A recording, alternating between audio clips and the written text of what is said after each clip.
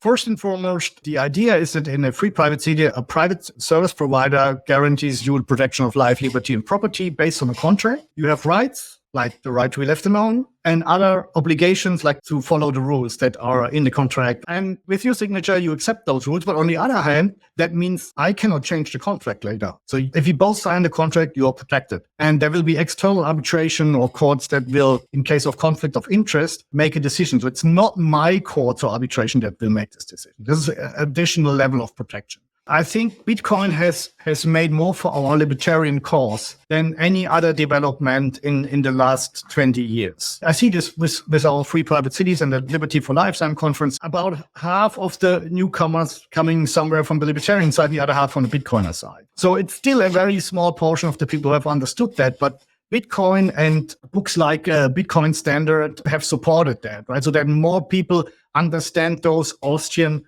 findings. We knew this. Our people knew this 100 years ago, right? But it's a tiny fraction. But now the young people starting to see that. And I think we are still only at the beginning, which also gives me some hope. This is the Freedom Footprint Show, a Bitcoin philosophy show with Knut Svanholm and me, Luke DeWolf. And we love to expand our freedom footprint. We hope you do too. The best way to do that is, of course, to emit as much freedom dioxide as possible. The best tool we have for doing that is, of course, Bitcoin. Before we dive into today's show, we'd just like to tell you a little bit about how you can support us. First, to support us directly with Bitcoin, visit our Geyser page at geyser.fund/project/freedom. Or you can send us sats directly to freedom@geyser.fund. You can also support us as you listen by listening to the podcast on Fountain. The app is available on Apple and Android, and you can stream sats or send a boost. It's the easiest way to support the show just by listening normally.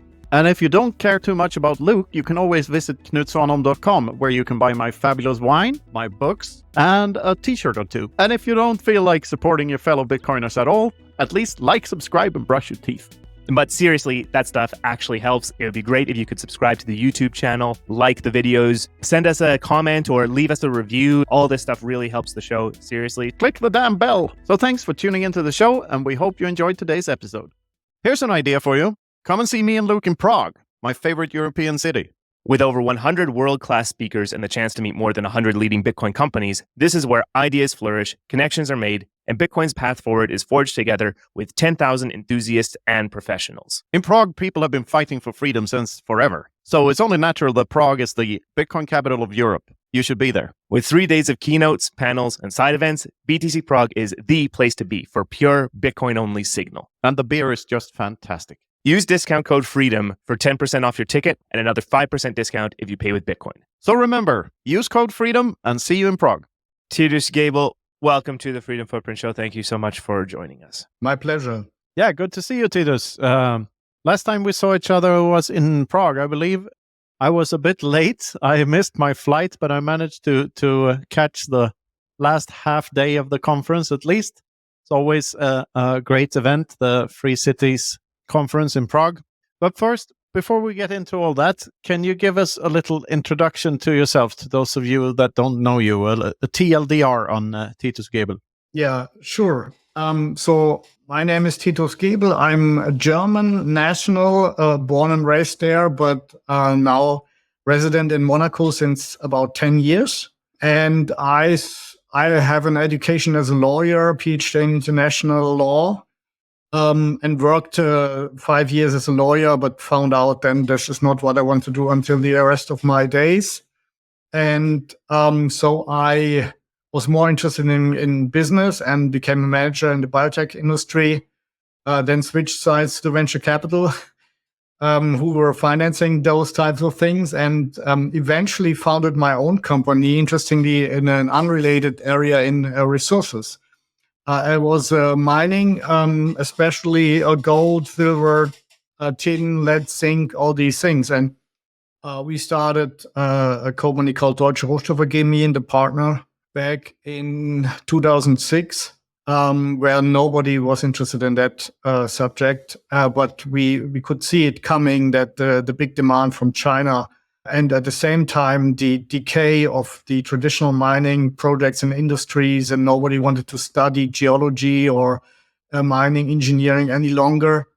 And at the same time, you had that high demand from China, right? And just to put it in perspective, in the early 2000s, before the big China boom began, China was accounting for a consumption of 10% of all world metals. And today it's 25%. So this thought was obviously correct. And the only solution how you could solve that is prices going up. And that happened, right? And so we were successful with Deutsche Rohstoff and went public in 2010. We added later oil and gas. And it was all practically always the same story. There were old mining engineers from the established industry coming to us saying, yeah, they have closed down this and that, but there was no need to close it down, so why don't you reopen it? And I can help you. And so that brought the necessary knowledge of experienced senior people into our company. And again, that was a big success, and I could retire at the end of 2014. Being CEO for 8 years of Deutsche Rohstoff. And again, we went public in 2010. And out of frustration with politics, I've been, I would say, libertarian, or as we said at that time, liberal, classical liberal, for many years. And I just saw that there is no chance that we ever get a majority for the ideas of free market, self-responsibility, and those things. That is at least my finding. And so I thought, okay, what can we do about it? And I came up with a new product, which is called a free private city. We can discuss this later. And then at the same time, I said, okay, I don't want just to develop an idea, because I have a lot of experience in setting up businesses. I've been in the venture capital industry for now 20 years. And I still am involved in the resources industry a bit. But my idea was, okay, let's create a company that is making free private cities a reality. And I was also asked at that time by the people who set up what is today Prospera, the first city, to help them with structuring, because they were not totally satisfied with the idea the Honduran government had. And they liked my idea about private governance. And so we developed a kind of a hybrid model and let it approved by the Honduran government. So I was working there not only as an investor, but also as a chief legal officer from 2017 to 2019. And eventually we got it approved, right? It was a hard thing, because there was a law called the city law, but there were many things unclear. So we had to negotiate all this with the government. And that was eventually successful. And then after that was finished, I tried to start. I did my own company in order to make own projects. And this company is called Tipolis. It's based in Singapore, and we are currently negotiating with about 10 governments and government near people, all about the establishment of such a autonomous regions where we can integrate more Austrian economics, more market principles, and more freedom, without the need to overthrow or to flip a whole country. That's in a nutshell my story. Oh, well, that's an LTLDR, but it's a good one. You can't really skip any of those parts. It's a fantastic CV. Okay, I'd like to pin down a couple of things, because you said one of the best things I've heard, like a phrase that really stuck with me, not this conference, but the year before, in your opening speech to the whole thing. And that was like, the only human right is the right to be left alone, because it's the only human right that implicit in that was that this is the only human right that can be valid for all people at all times, past, present, and future. And I really love that. So I'd like to pinpoint you on where you are on a libertarian, like anarcho-capitalistic scale. Are you more a Misesian or a Rothbardian? Like, do you think any state is needed, or would we be better off if we rid ourselves of the entire thing? Yeah, I'm somewhere out of that box, because I think what I'm propagating is a kind of a state. It's a classical liberal minimal state, but it's run by a private company. So it's somewhat which does not fit into any of those descriptions. It's not really a state, right? It's the services of a state are provided. And my personal view is that as long as people like to live in a state and have the right to leave, why not, right? And the market has proven that states are in demand and that states are obviously successful. Otherwise, they wouldn't have been in existence for such a long time. So I'm kind of agnostic. I would say I do not believe that there's one system that fits all. Because as a free market person, I like to go to the supermarket and let's just take one area of chocolate, right? I mean, a wise, woke governor could say 2 kinds of chocolate are enough for you guys, right? And I said, no, I prefer that there are 10 or 20 different types of chocolate so that I can choose, right? And this is the same for everything. So I don't need neither a libertarian scholar nor a woke politician to tell me what's best for me. So I want to choose for myself. And if my choice is I want to live in a private city, then that has to be. I expect this to be respected.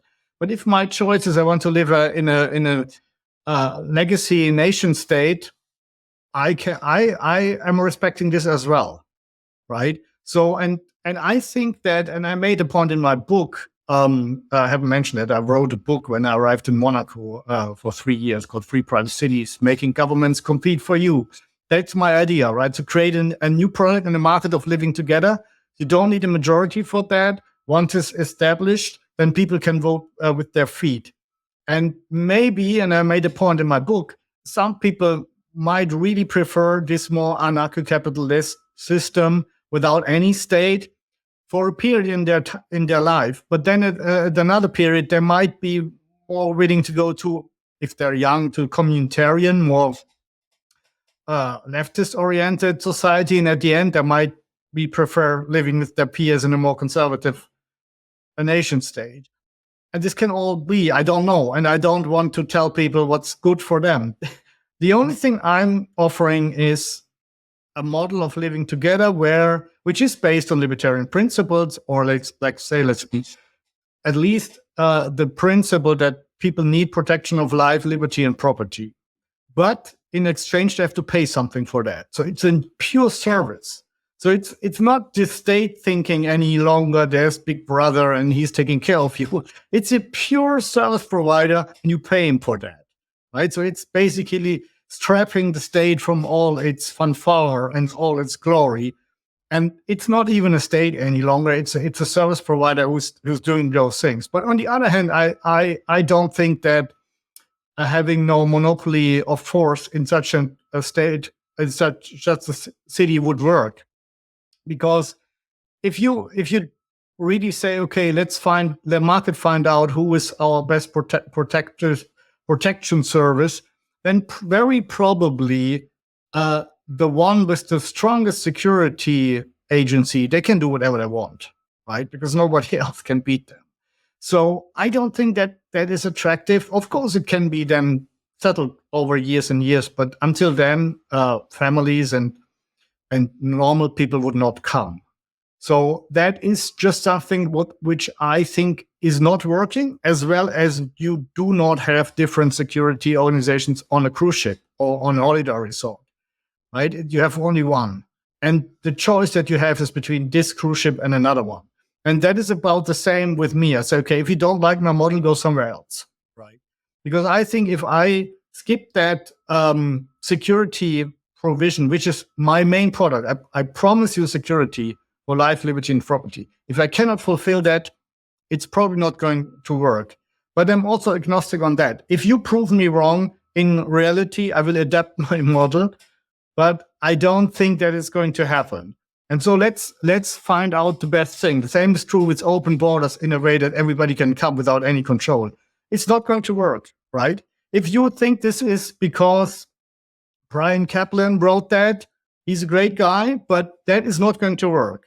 And for the fact alone that you cannot guarantee security if you do not control your borders, right? And the moment you have reached a certain level of wealth, then just criminals will come in and go out again.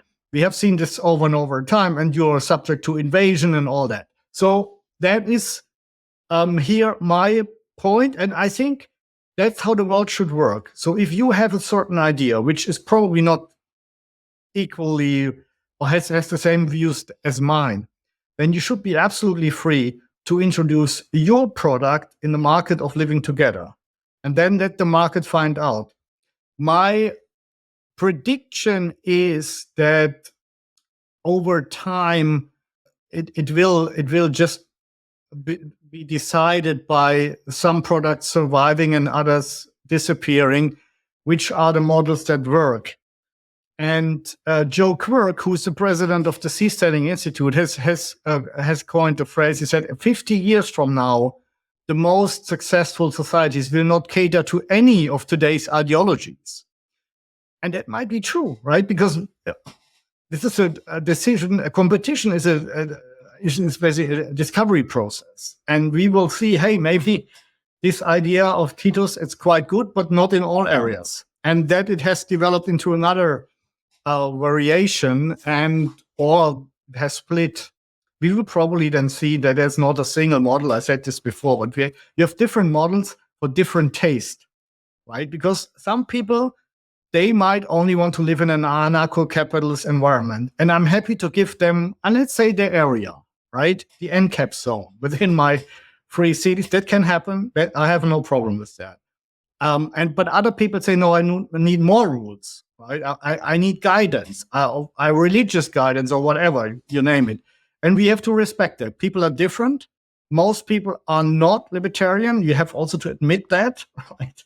That doesn't mean that probably most people could be very happy in a libertarian environment, but if they had created it would not be libertarian. The other thing that stands out of these free private cities model is that if you create this as a service, then there will be a service contract with each of the residents. And this is a very interesting fact because it means there is no forum, not a parliament, not a government, not a majority referendum that can interfere in that bilateral agreement. And that is giving us the protection that we are constantly losing in the legacy systems of today. No matter how good your constitution is, no matter how good your checks and balances are, over time, this is deteriorating. And the reason for that is because our current systems are giving wrong incentives. They're giving the incentives to the politicians to promise all kinds of goodies so that they're reelected because it's not their money, right? And they can indebt their state, they can print money.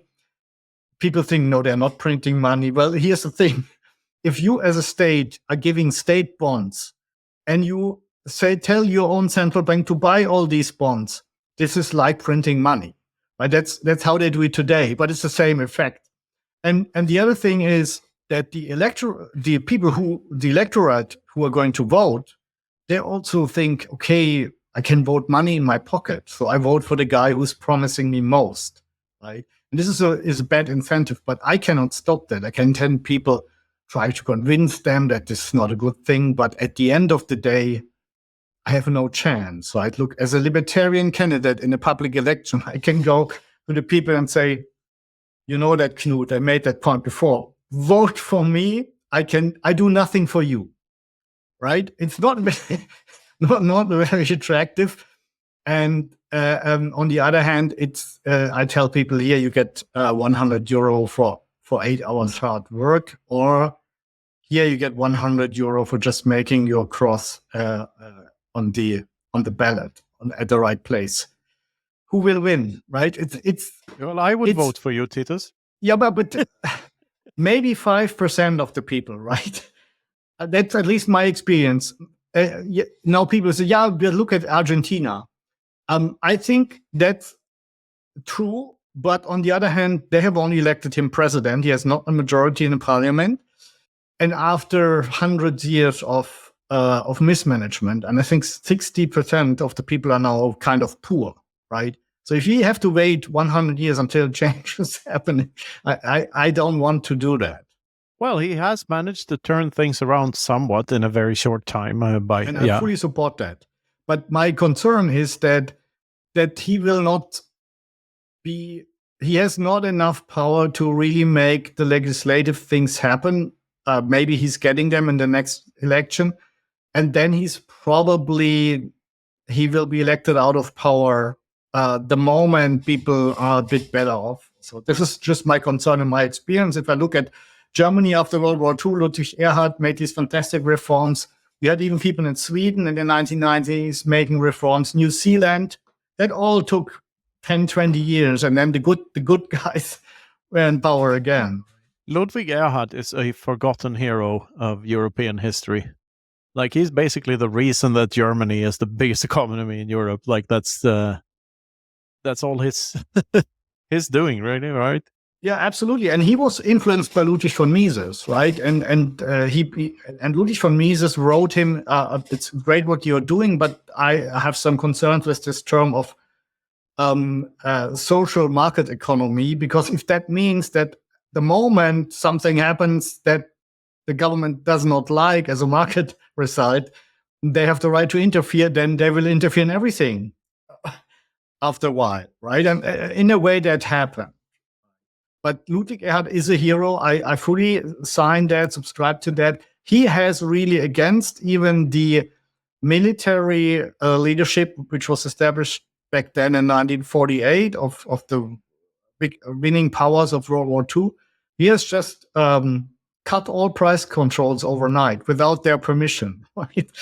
And basically the whole country was saying that this is foolish and he's an idiot and all that. So against all odds, he did this, and it was extremely successful. Unsung hero. Look him up, people, and brush your teeth.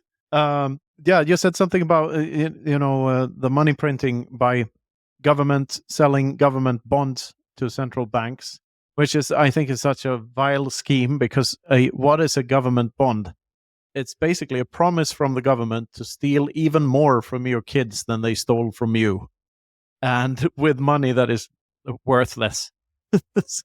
so good luck. This is also, Knut, this is also the reason why they have so much credit, right? Because they can extract their whole population by nearly everything. So they have a call option on the complete wealth of their citizens, which is ridiculous in a way, but this is the reason why states have credit, even if they're extremely high in debt.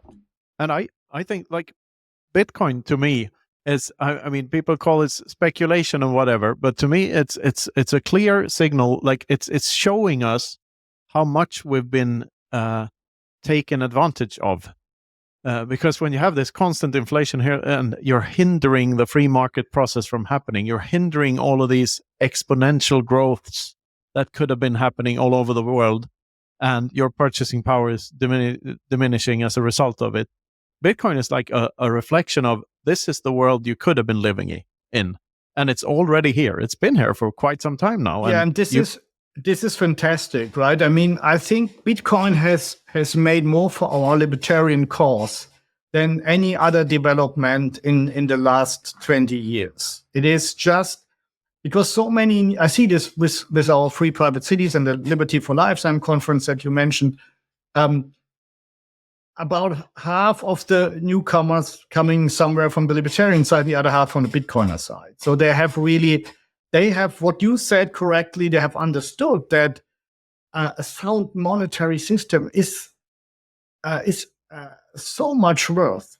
It's not just money and inflation. It's all the incentives in which areas of the industry you invest in which not, and this gives you better, higher quality of living. So it's still a very small portion of the people who have understood that, but Bitcoin and books like Bitcoin Standard have supported that, right? So that more people understand those Austrian findings. We knew this; our people knew this 100 years ago, right? But it's a tiny fraction. But now the young people starting to see that, and I think we are still only at the beginning, and which also gives me some hope. And I think Bitcoin. Well, some people think that Bitcoin will save the world. I think Bitcoin is a great thing, but it cannot solve all problems of the world. So we have to also come up with products of living together, which are new, which certainly will and make use of Bitcoin and maybe even blockchain technologies in some areas. land transactions where it might make sense. You will find that out. Here But is where we have a difference of opinion, I think. I'm not sure. Knut, I'm not sure if it works, if it's necessary, right? Most things that I have seen now where people said that's blockchain, I said, no, it's redundancy that is not needed. But I'm not an expert enough to make a final call like you can use the blockchain only for Bitcoin or not. I wouldn't dare to make that call. And I don't know enough about that, but I would leave it to the market. Maybe you know a much better expert on that. Yeah, I would not from a technical perspective. I wouldn't like to defend it from a technical perspective, but more from a philosophical one, because all it is, all solving the Byzantine general's problem was discovering resistance to replicability. Yeah, like a number that cannot be copied. By definition, a copy of a technology that makes copying impossible is misguided at best, and probably just a scam, trying to leech off the value of the success of the initial discovery. So to me, it's more of the discovery of absolute digital scarcity is really the discovery of resistance to replicability.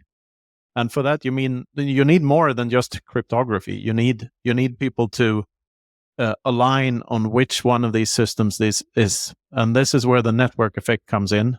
And there's a first mover advantage that can't be ignored. So it's sort of like you can only discover America once. You can sail to the other side and call it something else. But if people already decided what it's called, that's the name it's going to have. And it's the same thing for Bitcoin in my mind. Yeah, absolutely. But for the blockchain as such, it's always a trade-off, right? When you say, I want every transaction to be in a blockchain, no matter how small it is, then you are creating maybe unnecessary burdens for just the fungibility of assets, right?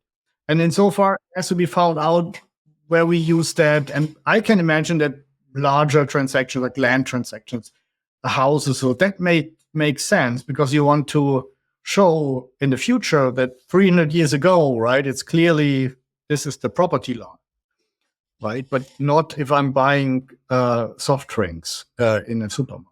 But there are scaling solutions. Like there is the Lightning Network. It has its problems, but it's still way better than fractional reserve banking. That's the way I see it. I'm with you with that. And I can imagine that the Lightning system or a Lightning node for each free private city would be a solution because it still has to do with trust and counterparty, right? But it's a better compromise as what we have today. So I'm fully on your side in this. Vastly superior. Yeah. And that's like that. If there's one thing about the Free Cities conference that I dislike or like I don't like as much is when some of these projects have their own decentralized autonomous organization or there's a shitcoin attached to it. Because to me, that's an instant red flag. Like this might be because I feel so sorry for the people who might be falling for a scam. I'm not saying that all it is a scam or that that's even the intention, but there's a risk there, and like it's sort of like I am a consensualist at heart. I don't want to interfere with what other people do at all. But I also like to call a spade, and if I see a scam, I point it out. And this is why we are having those conferences, so that we can argue about those things. And I'm also always feeling a bit uncomfortable with somebody saying, "Yeah, we will have our own token." But because the reality is, there's no need for that, right? Reinventing the fiat wheel. Yeah, are you using the existing fiat currency in that region, or you use Bitcoin? Or with a Lightning system, because if you come up with a new token, why should people take your token other than you force them to do it, right? And we say, hey, in our free private cities, there should be a free banking system. I mean, you choose whatever you want. And it includes a fractional reserve banking. Here's what's happening, right? If you go to a fractional reserve bank, you get a higher interest rate. But it comes a higher risk with that you lose all your money. So why shouldn't people be allowed to choose that? I never understood why libertarians say we are voluntarist and we are free markets, but we want to forbid fractional reserve banking. Hey, this is just another financial product. It might be a shitty one, as some tokens are, but let people make their own experience, right? And that is something which will probably happen over time, that some kind of fractional reserve will come, because then you can leverage more, and then you can promise people higher interest rate, and people will fall for that. And I mean, that's the world, right? If you want higher interest, higher dividends, you have to take higher risks. That's how the world works. And the thing is that if you then fail, we should not bail you out, right? And the state is not coming to your support, and the free city is not coming to bail you out. This is your experience, and that is what you made, and this will make you a better, more intelligent person, a more prudent person in the future. And if everybody had acted like that, since the first bank runs were happening in the 1870s, there would have been no global financial crisis in 2008, because until then, everybody would know about fractional reserve and full reserve banking, and only some people would then really trust their big money to fractional reserve banks. So that is my view, that people must make their own experience. And Knut, I think the same will happen with the shitcoins and NFTs and all kinds of tokens. And I must say, to the defense of those people on our conferences, most of them, if not all, think they're doing a good thing, right? They're attaching all kinds of products to this token and whatever. And I do not want to tell them it's all shit. Hey, let them find out. And maybe we are wrong. And there are some tokens that have some specific advantages, right? So I think let the people find out. It's good that you are raising your voice at the conference saying, I warn you guys. And I'm doing the same in conversation. Say, look, if you're introducing a new token that wasn't seen before, nobody's going to use it unless you force people or whatever, give them benefits for that. And that should be a warning light in itself, should be a red flag. To me, it's like, I believe you that most people aren't scammers. They have good intentions. It's just that, like, I'm against hate crime laws as well. It doesn't matter to the victim if it was what the intent of the criminal was. Like if you're clumsy and kill someone, or if you deliberately kill someone, the outcome is just the same to the victim, and it's sort of the same here. By the way, the whole thing, I'm totally with you that I want people to be able to have the choice. That's why I prefer Melee to Bukele in this case. I don't like legal tender laws. I think that he's wrong there, because I think people should be able to choose for themselves and take responsibility for their own mistakes. That needs to be the basis of everything. And so I'm a bit of a.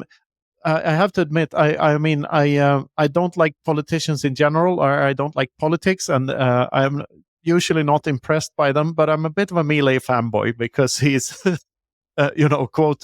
quoting Rothbard and has a superhero costume and campaigns with a chainsaw. So I just love him and his haircut as well.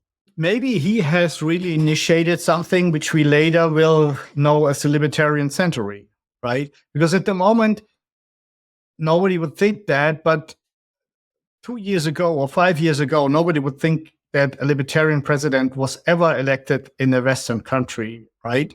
And insofar, and he was holding this speech in Davos, right, where he would kick ass, and that was one of the most seen speeches in Davos ever. And I heard that people really applauded him heavily in the audience. So I think on the surface, it seems that states are getting bigger and bigger and more powerful, and these unaccountable international organizations like the WHO, they're grabbing more and more power, which is really dangerous. But that is only the surface. I think below the surface, what you can see is they are not even capable of handling a pandemic and things like that, other than with brute totalitarian force or authoritarian force. And they're not capable of handling with critiques. They're not capable of handling, of making a balancing decision. So that shows me also a kind of they have reached a peak in a certain way. And in most areas, you can see that they're not even capable of doing their own things right. For example, if you think that the European Union is coming up with a new law and a new scheme or new mechanism for anything, because they have thousands of people working for them, no, they're not. They're hiring PricewaterhouseCoopers, McKinsey, and other private consultancy firms to tell them what to do, right, or how to implement their ideas. So in the form of politics, they're the original form of state power. Not even there they can do things without the private sector. Or take war, right? You say, okay, war is definitely something where this is state business, right?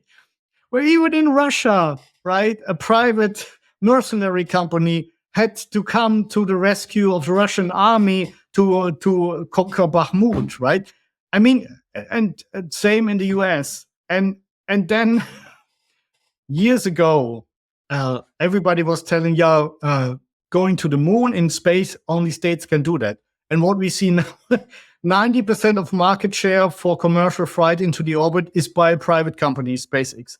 So you can see that in the areas where, when we were young, or our parents said, these are the eminent state domains, right? War, politics, space travel, all of them can be done and must be done by private companies. So that shows you a weakness of the states.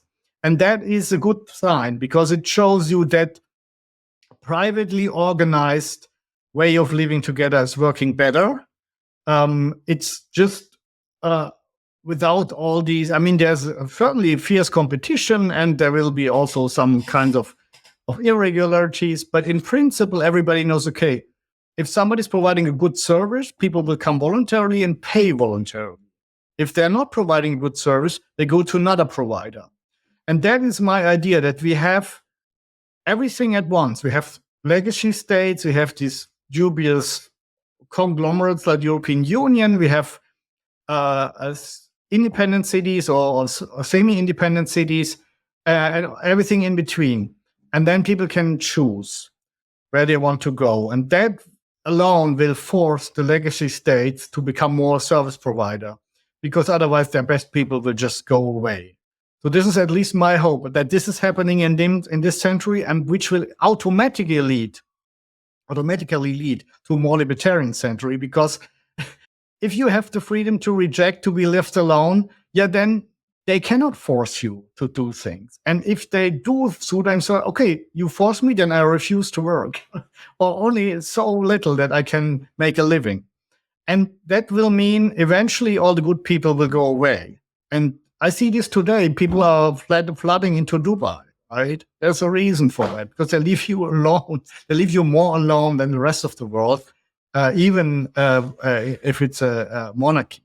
And so we will continue to see this, and this will put pressure on the legacy state. They are not really confessing that now, but every special economic zone in the world is already confession of the state, and obviously their rules are not the best for everyone, because otherwise there wouldn't be a reason to create a special economic zone, right? So and we are capitalizing a bit on that development, which is already there. And then you have people like Millet who are really coming in front of the Davos crowd and say the state is not a solution, state is a problem. That's great, because now many people have, for the very first time in their life, have heard the term libertarianism or anarcho-capitalism. And they look it up, right? And when I was young, I didn't find out about Ludwig von Mises for a long time, because the gatekeepers did not tell you that he was existing. He was a non-person in Germany. He didn't exist, right? So this is different today. People can get information more quickly, and we can associate more easily through the internet. And so far, I do have hope that we are at the beginning of a libertarian century. Absolutely. And I'd just like to inject another dose of hopium into that, if I may, because I think it's so easy. Like the way to really live in a way that ensures that you are free is to make attacking you costly. That's why, like, states with a good standing army, where Luke lives now, like Finland, stood their ground against Russia in many wars because they had good snipers and people who could take the cold and defend their borders. But it's the same for this is not only like geographical stuff.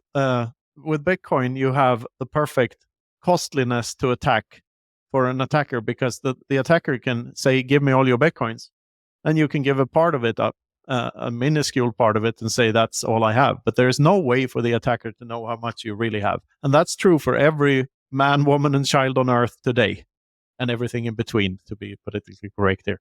Like, there's no way for an attacker to ever know how many Bitcoins the other person has, which means that it is more profitable to give something up in order to get something back from that person than it is to do a physical attack.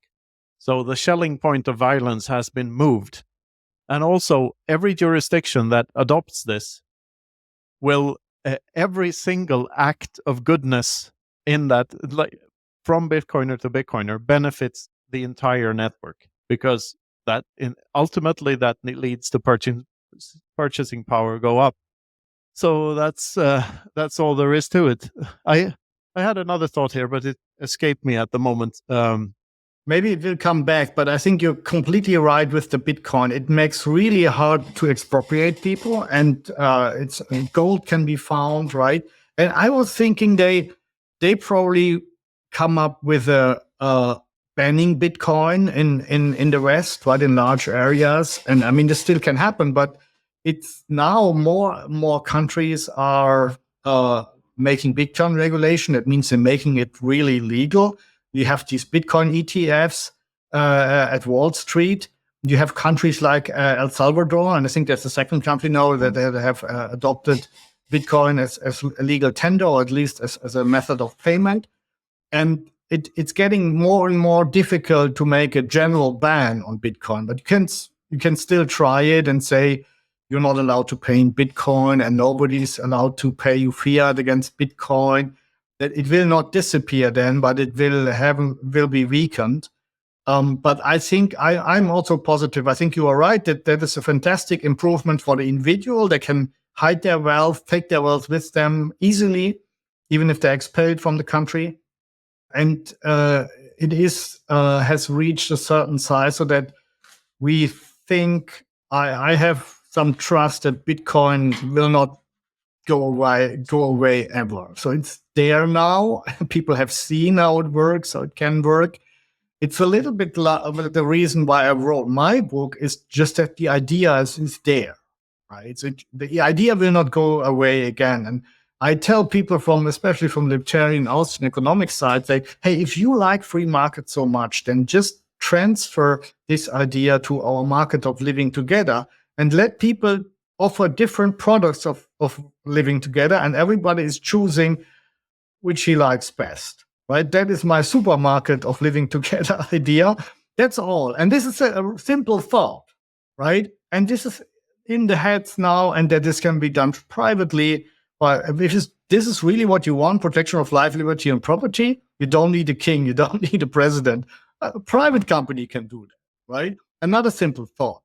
And Bitcoin is proven. Is the white paper was basically bringing thought into the world, and now it has been done for quite a while, and that is showing people it works. And I don't know what is you feeling, but my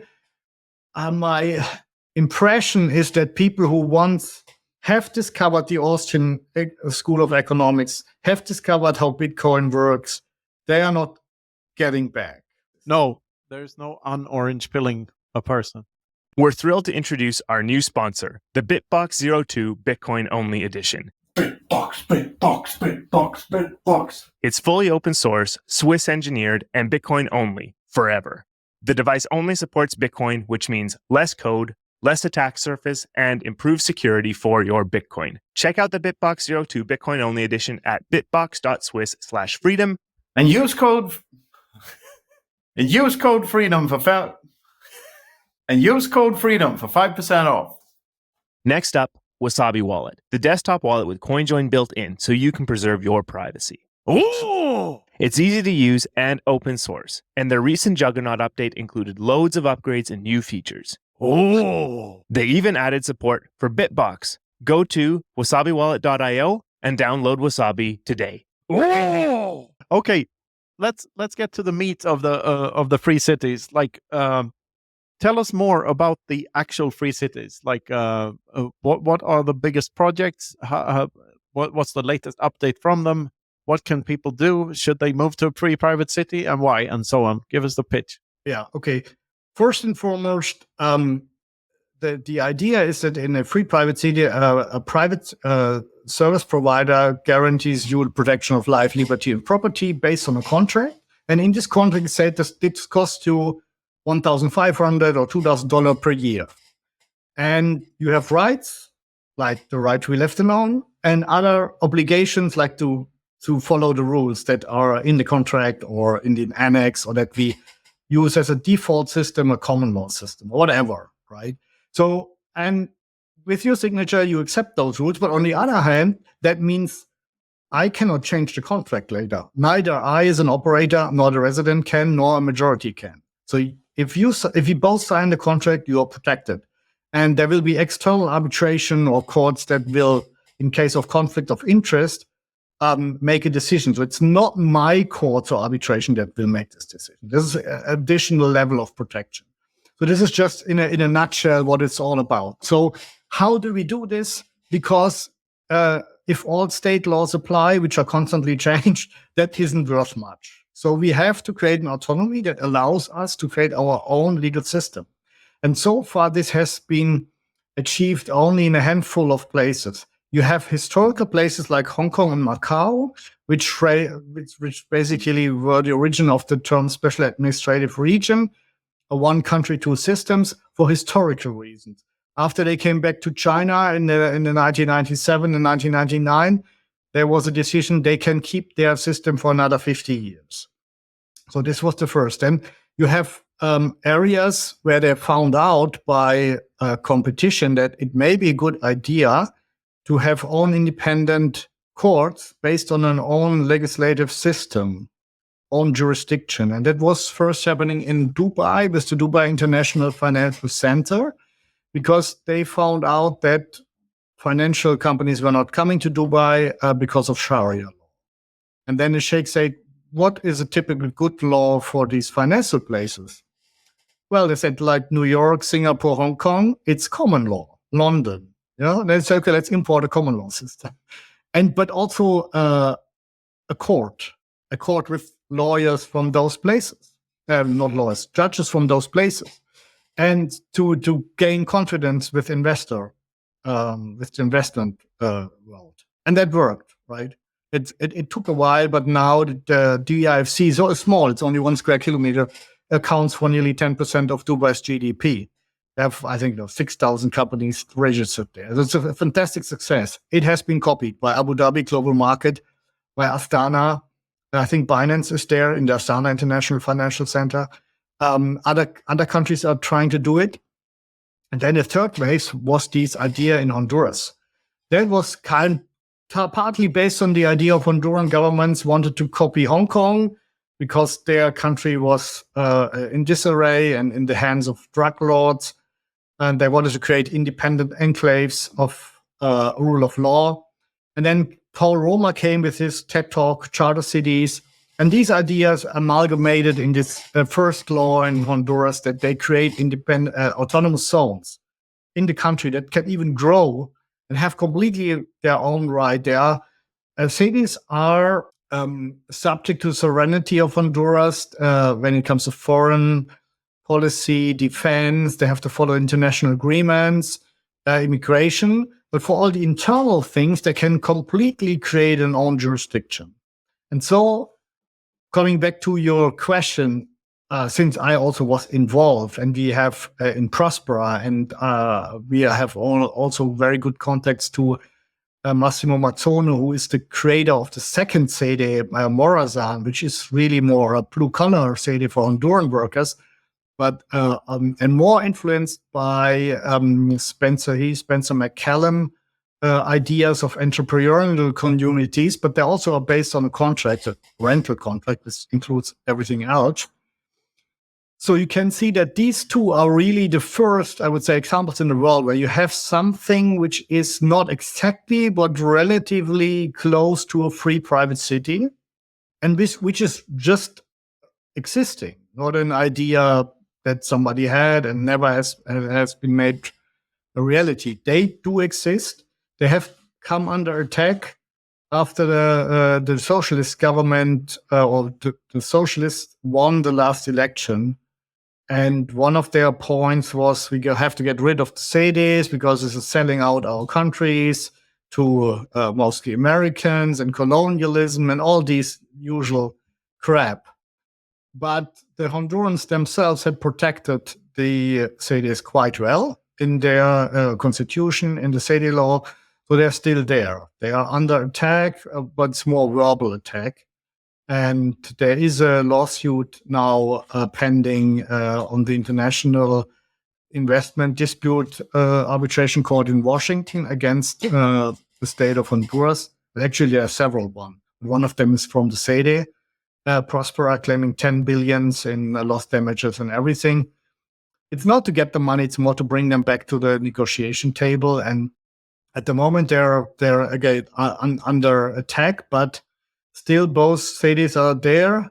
And there's a third SEDE, which is just a company SEDE. I'm not sure if they have given in, but in any case, the two SEDEs which are more oriented towards a free private city model, they are still there.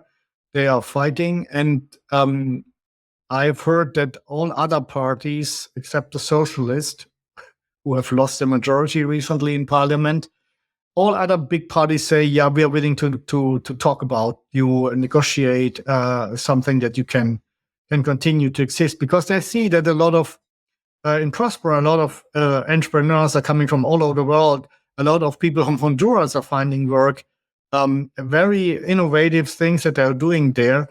And I mean, destroying this would benefit no one, right? I mean, other than they say, hey, we have destroyed the Yankees or whatever they claim. In Morazan, where basically 99% of the people are Hondurans, it's even more difficult to, what is the gain if they destroy this, right? And the Morazan is in an area which is the most crime-ridden part of Honduras, near the town of Choloma, and the three companies that were operating in the zone, they got cold feet after the government was so hostile, and they stopped investing and stopped working. And Massimo, the owner of the city, also wanted to stop any further investments, but the pressure from the Hondurans just to live within the city was so large that he is now resumed building residential. So it's at the moment it's just a residential area. You might wonder why this is the case, but the reason is just in the Sede Morazan you can go out and have a grill party after dawn, right? When it's dark. It's totally impossible in the rest of this part of the country of Honduras because gangs are dominating the streets. Every shop is closing. You don't leave the house when it's dark. And you cannot just be happy with your children on the street. And this is exactly why so many people are pouring into, say, the Morazan. It's a low-hanging fruit. He's providing security. But he would provide many, many, many other things if they leave him to do this again. And we all have some hope that I think it's 2 more years until the election, that then things will change again. And this will be proof that these models can survive even against the hostile government. So it's very important what's happening in Honduras. So we all have to speak up in favor of those experiments. Remember, participation is 100% voluntary. There was 0 land expropriated. Every piece of land has been bought by former owners. Absolute consensual voluntary society model. And everybody around has only additional options, right? They have additional jobs, they have additional income if they want. The companies are getting orders from getting business and jobs from the zone. So it's an additional option that wasn't there before. So the argument that this is evil is just it's nonsense. And I think more and more people will recognize this, even in Honduras, in the Honduran public, which is, of course, in this case, the most important part of the public. And they will see that this is to the benefit of the country, because suddenly its corruption has disappeared, inefficiency has disappeared, extremely lengthy application procedures have disappeared. So that immediately raises the standard of living for everyone.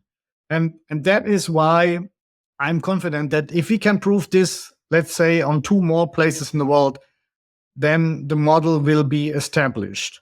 Now, what else is happening? Because that has been a while since the thetas were established. So we were, other groups, but mostly us, we were involved in this type of really getting the same SEDE-like autonomy that we need to establish really privately governed entities. And we had a project in West Africa, which was very far advanced. We had a law passed by parliament, a contract negotiated, but not signed, unfortunately. And then there was a change in power, election. And to the surprise of everyone, was a landslide victory of the opposition. Everybody had accepted a coalition. And the opposition leader didn't want any of the project that the old government had established. What country was this? Sao Tome. Sao Tome, an island state. Yeah. But now, recently, he has said that he might be open to these ideas again. So maybe other groups have more success there. So, but this is not the only country, right? There are other countries where we have MOUs with the governments, and where it's more the question: is it politically feasible? Does the government want it to bring it on the table now? And then we have things like which are government organized, like Bitcoin City could become something like a free city. You have the NEOM project in Saudi Arabia, which is also established by the state, but it could become a one country, 2 systems model. I think that's even the intention. And insofar, you can see that there is a trend towards those developments. It's still early days. It's still relatively small, but I'm relatively sure that there are 3 trends in the special economic zone industry that are working in our favor. You have all over the world more than 5,000 special economic zones, nearly 6,000 according to World Bank. And many of them are not functional, but some are really large and do function, and therefore businesses only. But over time, you have seen they started as free ports, warehousing, then in the 60s, then it came to manufacturing in the 80s. In the 19th and 2000s, there's added services, financial services, and now they're adding residential components like in DIFC. So it's a logical next step that you then have a real city at the next time, right? Because you have all the other steps before, and many countries still think they should make a special economic zone for each industry once, which is, it doesn't make much sense in my view. But therefore, the natural development was more and more things will happen in those zones, and the next element would be residential. And if you have everything, including residential, on a one country, 2 systems model, then it's already nearly a free city, or it can be at least adapted to that. And the other trend you have is that you have seen that the privately governed zones, where a private company is acting on behalf of the state, they are more successful than the publicly governed. There's a variety of reasons, but it's the usual thing, where wrong incentives, unqualified people, because I'm a body of the government, I become the CEO of the zone and things like that. Why they do not really work. And the privately governed who have the incentive to make profit, they do.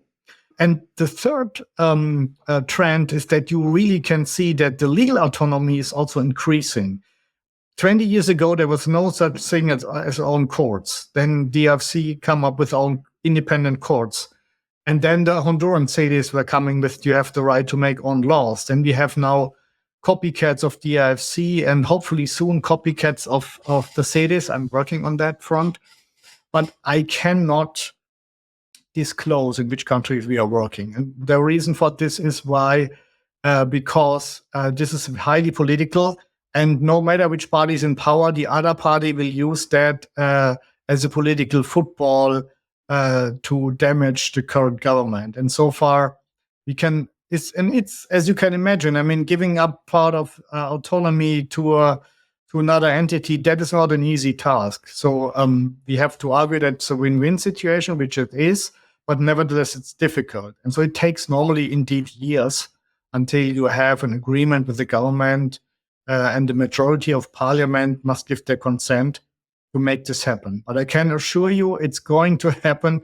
It's going to happen in the next years, because not only our company, but also other groups are working on that front. And now it's just a question of time, because so many governments are in principle open to those ideas that I think we will see it happen soon.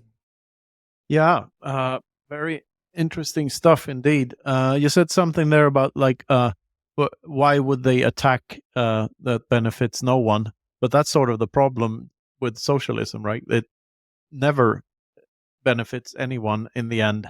And that's a great section from the White Pill by Michael Mellis, if you're aware of that book about the Soviet Empire, where I think it's Gorbachev that visits America, and he goes into a supermarket in a one-horse town in some while traveling from one city to another, and there's more food there than he has ever seen in his entire life in the Soviet Union. So even the elites there, the quote-unquote elites, the most successful thieves, they had less than like the poorest person in the US at the time. But here you can see it in one country, right? So let me give you an example.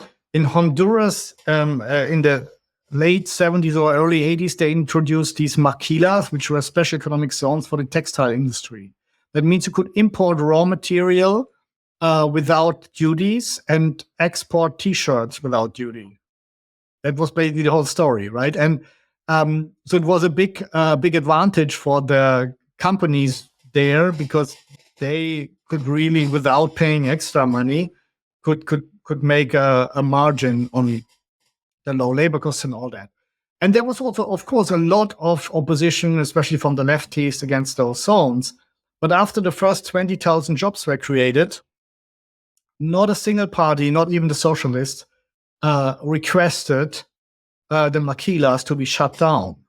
And now there are several 100,000 people working those maquilas, creating a lot of jobs in Honduras, and thereby a lot of voters who do not want to lose their jobs. And in so far, the CEDES were closed down too early, right? They did not have the opportunity to show yet what they can do, what they can create. So it was a bit of an unlucky thing that the Honduran government also took so long time to make all these decisions. And but I'm still confident if these two cities survive and they will create thousands of jobs, then the same effect will set in that we have seen before, that people then suddenly think, okay, there are thousands of people and thousands of voters. If we close them down, they all will be angry at us. So this is my political hope, that even in such systems, eventually the people will say, hey, wait a minute, why are they destroying thousands of jobs? Like, what do we get in exchange? Nothing. I mean, this is the journey for me personally in deep diving into Austrian economics and praxeology is like, at first, you when you suspect that something is wrong with the world, and when you first do the deep dive, you become very cynical and you think that everything will go to shit. Like there's totalitarianism, totalitarianist tendencies everywhere, and there's taxes everywhere, money printing everywhere, everything sucks. But the deeper you dive into human action and what people do, you realize that market forces are stronger. The light side of the force is stronger than the dark side. Like we are markets will win because they're simply more efficient. And yeah, so it's very hopeful. And Knut, that's my point. I say, okay, if markets are so efficient, then let's adopt market mechanisms in our living together as well, right? Because eventually people will go where they're treated best. And that is the point, right? We say, okay, I treat you well, the others don't. Well, then people come to me. Or as Alex Ujori put it from Morazan, he said, we create a good system and then we just wait, because eventually all the good people will show up here, right? Well, at the moment, it's not yet happening, but at the moment, I see a lot of good people showing up in Dubai, which was not the case 2 years ago. So it's a real, I see this even in our shareholder base from Tipolis, my for-profit company, that more and more of our people are moving to Dubai. And that gives me a sign, okay, obviously they're dissatisfied with where they are, and this is supposedly considered a solution. And as you say, market forces are always there, and they're also there on the market of living together, because Dubai is offering a product, right? As Monaco is, and the US is offering a product, and Venezuela is offering a product.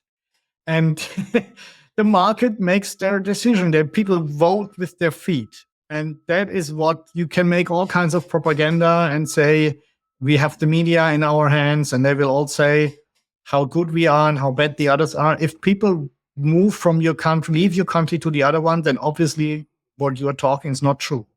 And this is, I think, gives me hope, because this cannot be stopped. If they want really to stop people moving from one country to another, I don't think that can be done in a majority of countries. Not now, when we have this ability to do video conferencing at distance. It's to me, that's still amazing. It's like some people don't, like, every time I go on an airplane, I think this is fucking amazing. I'm in the air, I'm flying. Yeah, it's still too. amazing. It's like, fantastic. It never ceased to be amazing. And the same goes for this stuff. This computer doing all this calculation and sending a signal halfway across the planet so we can talk and exchange ideas with one another. It's changing everything, and quickly too. It is, and it's fantastic, and it's the connectivity is so much higher, right? And I think before the internet, people were thinking, if you were an Austrian economic, you would say maybe there are 100 of me in my country, in Germany, right?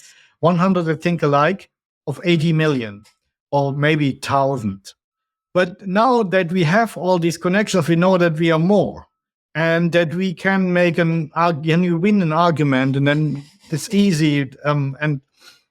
Because reality will eventually prevail. And reality is that people want to have a better living. And the propaganda, especially from the left, is saying that's a bad thing. Right? But I say, hey, people want to have a better living. No matter if it's good or bad, it's just how it is. And so that's also what Mises said. Hey, you say, okay, What I, Mises, am saying is just that if you want to create an environment where people have a better living, then you should do it this way. But I do not say that this is the target. If you say we don't want to have a better living, then of course you can use other methods, right? And so this is in a way apolitical, right? Market forces, libertarianism is apolitical. You say, okay, if you want to have more freedom and high quality of living, this is the way to go. But if you don't, because you are a religious extremist or a sectarian, say, no, we have too much, we need only to have very few things, and that's all good, and we need guidance every day from the priest, well, then you choose another system, of course, which is then okay, right? That is what we should make clear to the people, that we do not want to force the whole world into our system. We're just making an offer. And participation is voluntary, 100% voluntary. And that is my big, I would say, headline of free cities. This is a peace offer in the political spectrum, because you can create other free cities which are then not so free, or which have a more social security net, but then you have to make higher payments. This is all a product, right? No need to argue, no need to be hostile. You make your product, I make mine. We're now partnered with the Bitcoin Advisor, your best choice for collaborative multi-sig custody. The Bitcoin Advisor guides you every step of the way, from taking self-custody of your Bitcoin to securing it in their multi-sig vaults. Estate planning and inheritance is built in, so your loved ones can have peace of mind. And you know what the best part is? Me and Luke are Bitcoin advisors. So you can contact us. We can advise you about Bitcoin and Bitcoin custody, how to make custard, anything really. We're Bitcoin advisors. So visit us at thebitcoinadvisor.com/freedom or send us a DM or email to get started. Contact us within 2 weeks and we'll throw in a free set of steak knives. Maybe. The show is also sponsored by Orange Pill app, the Bitcoin-only social network where you can stack friends who stack sats. Make local connections and find all the nearby meetups, see what's going on in your area, and connect with Bitcoiners around you. And now, with a brand new merchant section, it's easier than ever to find and connect with local businesses that accept Bitcoin. The best part about Orange Pill app is that you know that it's high signal because you're paying for Orange Pill app, and so is everyone else. There are no Asian ladies asking you how your trade is going on Orange Pill app because it's not a trading app. It's a dating app. Is it a dating app? So download the Orange Pill app on Apple or Android, send us a DM, and start building your local network of Bitcoiners. Yeah, which is also, by the way, the best pitch for Bitcoin. It's completely voluntary. No one's forcing you. Like Absolutely. That is the big. And speaking of, I like to do my report, my duty as an ambassador for the Free Cities project. Luke and I have recently returned from Madeira, where I spent 3 weeks, and Luke spent about 1 week, and we had a great time. And I was able to be there on the island before. There are many more Bitcoiners there now, and many more. Like this app called btcmap.org, where you can see where all the merchants are. And when we started the project like 1.5 years back, there was one cafe that was orange pilled, and of course Andre's own company, which is a apartment rental company, also accepted Bitcoin. But now there's like 30 or 40 places that all accept Bitcoin, and and also there's this they've had this in January and February. They had this Noster Bitcoin developer gathering happening in the island. So there's a lot of nomads and stuff moving there.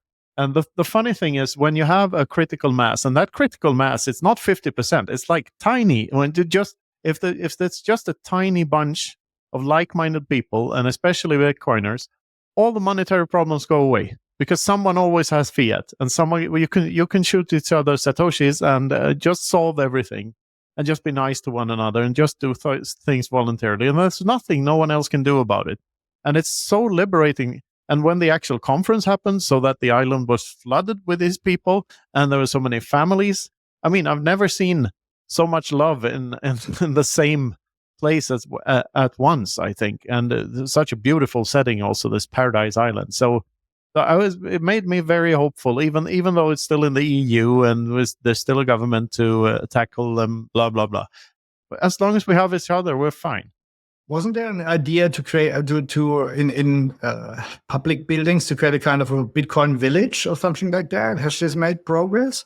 There's still some Bitcoiners that have ideas of buying property there, and not only a single whale here and there buying a lot of property, but also like Bitcoiners pooling together. There's an idea about doing that in like akin to how people have their vacations in ski holiday resorts, and they have the cabin for 2 weeks.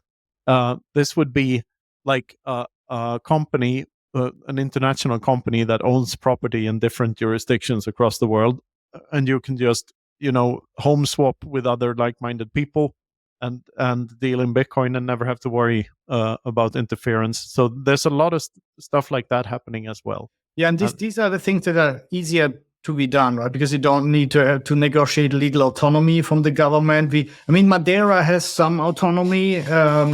Even the EU has granted that because they are so far away. And so far, there was a discussion if they could extend their autonomy, but the finding was that the politicians did not have the backbone to stand up against Lisbon or the European Union. And so what we can do there is what you mentioned, just by practicing things, by bringing people together. And I'm just coming back from New Hampshire, I was visiting a New Hampshire Free State project and holding a speech on Liberty Forum conference.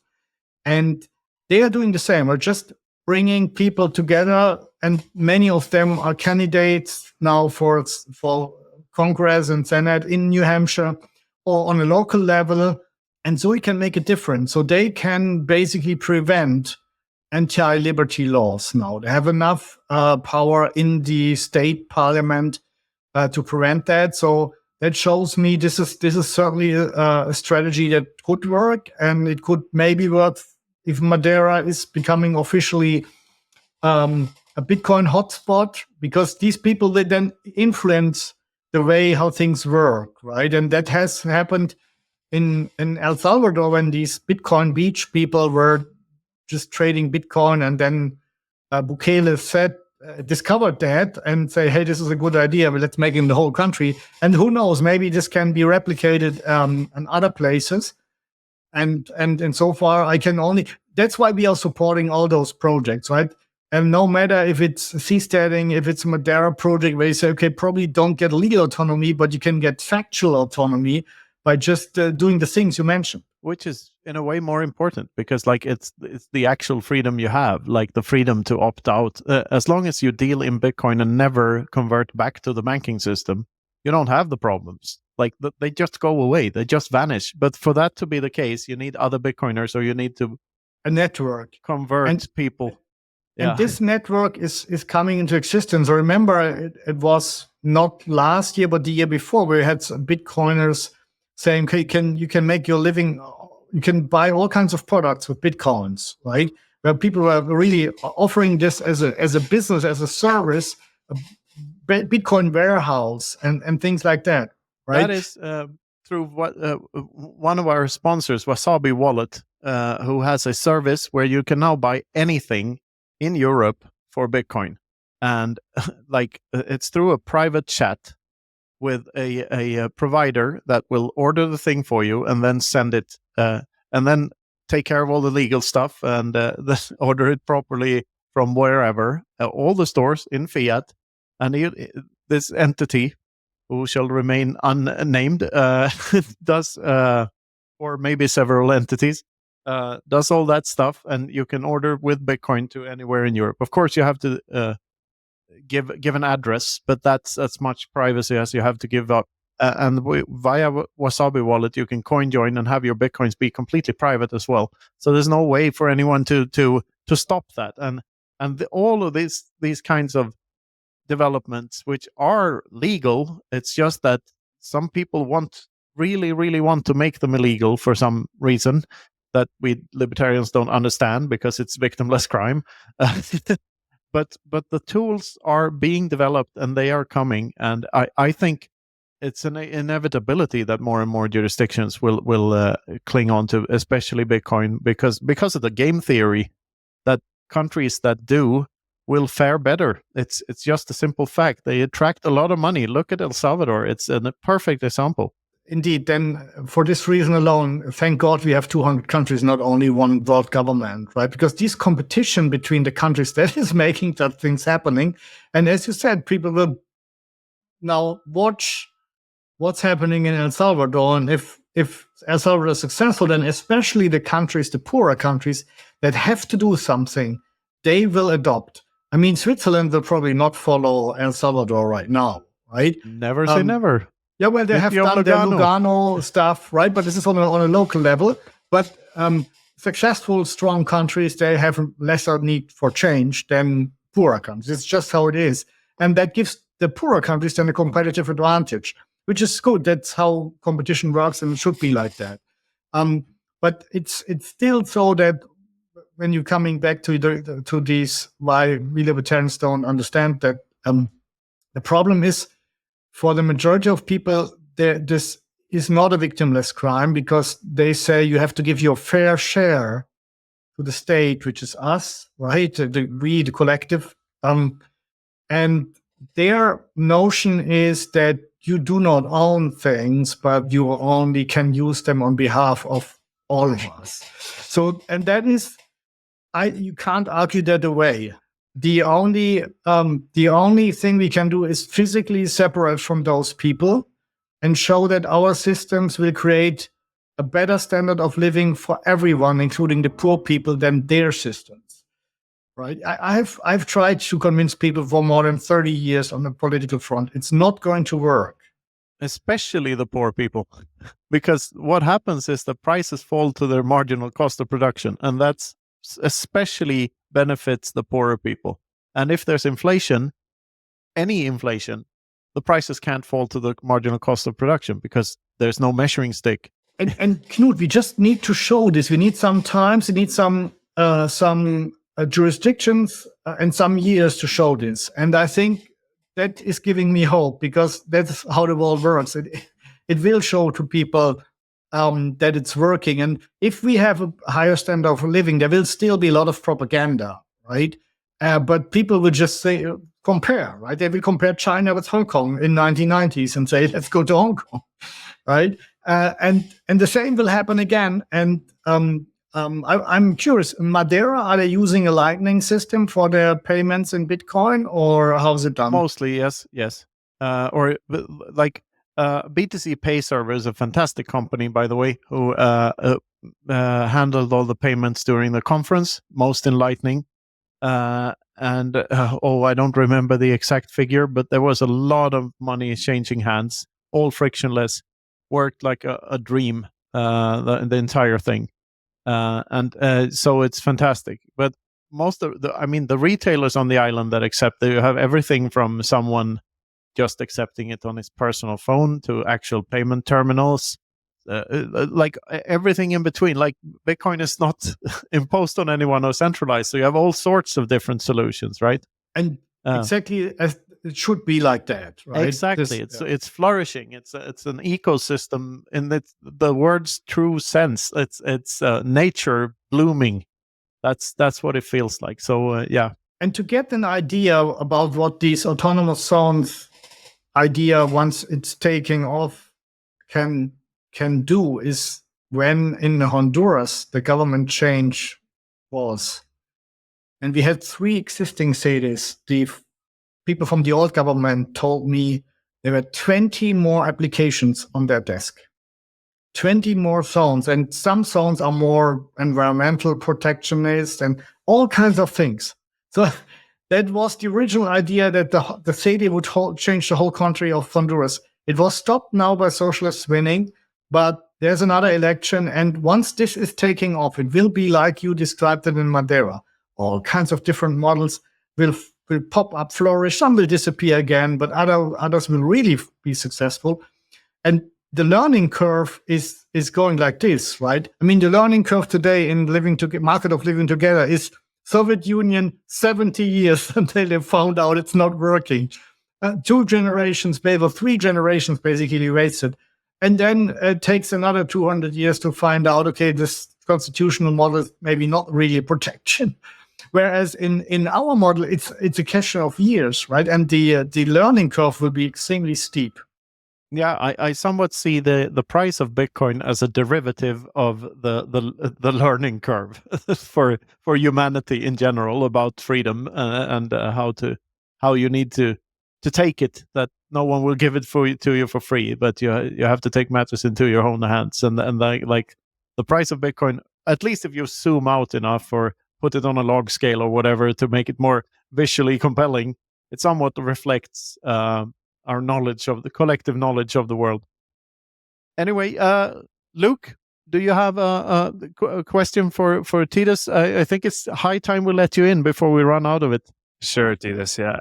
Sorry, Knut. Thank you. And yeah, Titus, this has been fantastic. I've really enjoyed hearing your perspective on all these things. I think it's not only very aligned with what we're doing, but practical. I like specifically your take on kind of the security and the incentives to keep these free economic cities secure.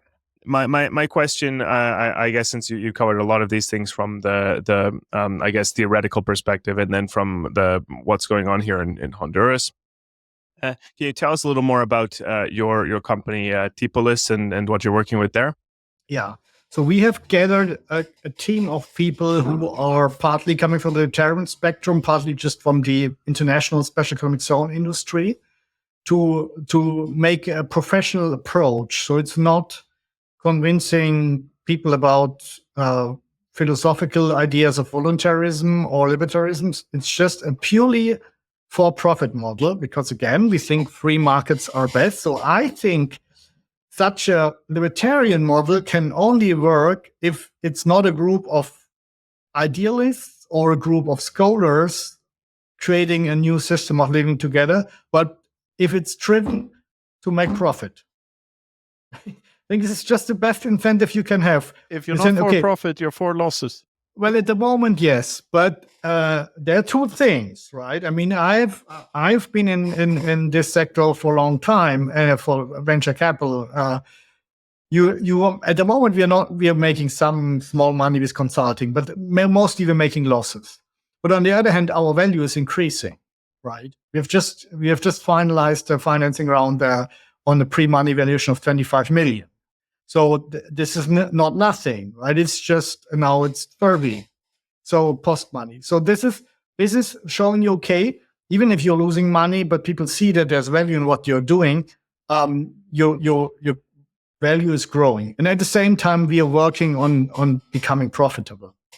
So what we are currently doing is we have, especially I would say in Latin America, some discussions on a highest level with presidents, prime ministers, government level. If we can establish something like in Honduras, but not this free private city model, so that you have a government, a company is entitled by the government. So in Honduras, it's a little bit of mixed, a hybrid model. Because they wanted to replicate Hong Kong, and then at the same time, private governance was mixed to a relatively complicated model. So we want to go more for the pure model, but it also depends on what is politically feasible. So we are trying to create real free cities, autonomous zones, mostly in Latin America. We have some, I would say, projects that are in between that are not fully the full model, but they are capitalizing on local autonomies that are there. And we are also consulting governments, I would say, in the Middle East region who want to come up with innovative new things in the special economic zones industry. And Madeira is another example, and where we hope that we can create together with them something that is a win-win situation for us, Friends of Liberty, as well as for local governments and the local economy. And I think that's possible. And so far, these are the areas where we are working. And so, to put it in a nutshell, we have some of the more flagship projects where we go for the real free private city autonomy model. Few countries. Then we have something in between, which is then more little bit like financial center models, local autonomy models, and we have some consulting jobs. And this is why I'm so relatively confident that we will be eventually successful, because I've followed the history of these attempts to create new countries and autonomous areas in the past. There may maybe one attempt every 10 years. But now we have 10 to 20 every year. So it's just there's momentum there. And as I said, there are other groups are working in the same market. And so it's relatively probable that we will see more CD-type autonomies in the future. We can try out new things. We see different things, maybe even real countries like or autonomous entities will come up and suddenly are becoming, Bitcoin destinations, hotspots or whatever.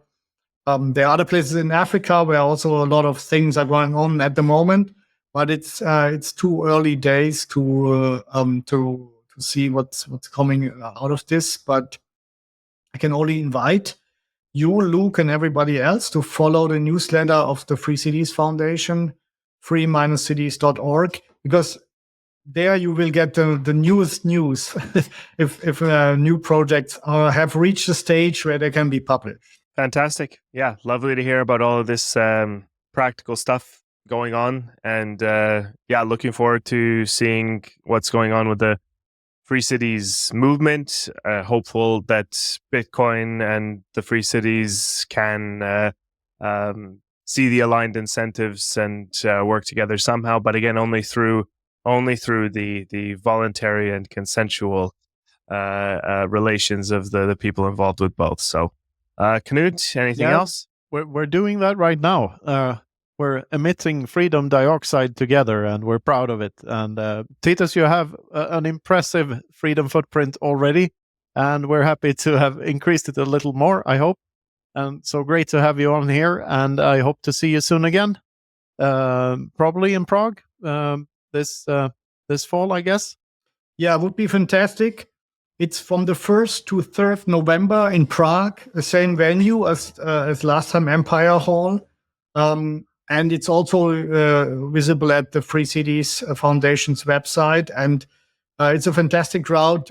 We had a great conference and also a very positive mood, right? So somebody told me nobody was talking about politics, but there were families there, and everybody's talking about their projects and what they are making progress. And the good thing is that there's a network coming into existence by people meeting. It's not only just Bitcoin with the Bitcoiners or how are Bitcoin applications, but it's also between the projects amongst each other. For example, we have now, and this is what I always was saying, this was one of the reasons for making this conference, is you should know about each other, right? And for the first time, we had a representative from New Hampshire Free State Project in Prague. We had, as usual, Liberland, Liberstad from Norway was their first time, and the Montenegro guys from Montenegro. Now, the interesting thing is the European intention communities in Liberland, they have made, basically, they're cooperating now. Liberstad in Norway with Liberland, Croatia, Serbia, and Montenegro and Montenegro. They even want to introduce a bus line in the summer. The bus is traveling between those three communities, and that is, we are not many people, right? But that gives us a particular strength that we are working together, that we can exchange each other. Again, that's a great thing of technology today. And that was for me kind of, okay, the first results from the idea to create a movement, create a network are now bearing fruit, right? These people, without introducing me, also are immediately acting with each other, cooperating with each other, helping each other. And that is only the beginning, right? I mean, we will have probably in 5 to 10 years, a whole network all over the world where people cooperating with each other, they all know each other and they help each other. And this gives us enormous strengths, even if it's in summer, maybe only 10,000 people. But this will be enormous, right? And so every year, I'm really looking forward what we will learn new from the conference, from the projects. And I hope, Knut and Luke, next time I'm here, I can really then tell you about a concrete project. We are relatively advanced with one, and then we have another spot on the map. Oh, fantastic. Yeah, it all boils down to Metcalfe's law. The value of a communications network is equal to the square of its users. So we grow exponentially in value. Titus, this has been great. Thank you so much for coming on. This has been the Freedom Footprint Show. And Luke, what knows what to say next? Titus, can you tell our listeners, because Knut sort of jumped ahead a little bit, can you tell our listeners where they can find you and any more information, anywhere else you'd like to direct our listeners? Yeah. So, as I said, the Free Cities Foundation would be the first website I would contact. It's a free-city.org. You'll find tons of information. The newsletter, I urge you to subscribe to the newsletter just to be up-to-date informed. If you want to find out more about me and Tipolis, maybe just go to titusgebel.com or tipolis.com. That's more or less. And have a look at my book. If you like what the concept, the idea, then the white paper, it can be downloaded for free. And there's a book available also either Amazon or through the Free Cities Foundation's website. Absolutely fantastic. Thank you again, Titus, for coming on. This has been the Freedom Footprint Show. Thanks for listening.